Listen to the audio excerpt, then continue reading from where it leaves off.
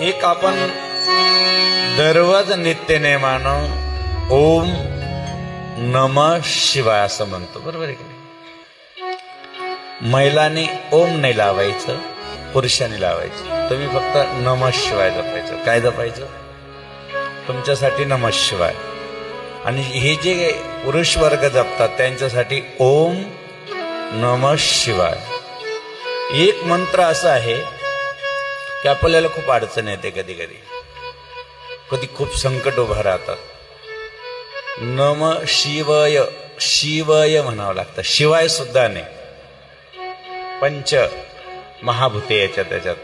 आता लक्षात राहू द्या बरं का, एक एक शब्द लक्षात राहू द्यावा लागणार तुम्हाला. कथा आज सुरुवात आहे, उद्या मात्र वहीन पेन घेऊन या. प्रत्येक प्रश्न सद्गुरू जनार्दन स्वामींच्या कृपेनं शिवमहापुराणातून निश्चित तुमचा सुटणार. तुम्ही अपेक्षा घेऊन आलात आणि म्हणून शिवय काय म्हणायचं? शिवाय नाही बरं का. आता बारकाईने लक्ष ठेवलं.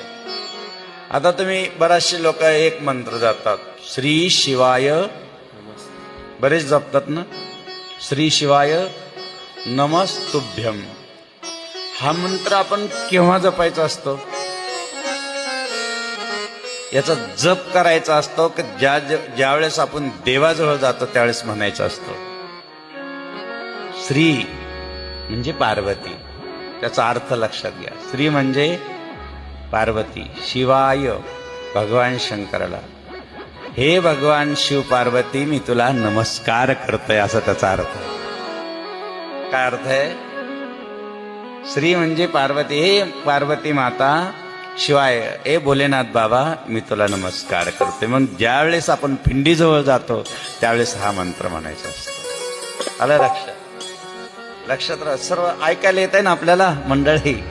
श्री शिवाय नमस्तुभ्यं, श्री शिवाय नमस्तुभ्यं, श्री शिवाय नमस्तुभ्यं, श्री शिवाय नमस्तुभ्यं.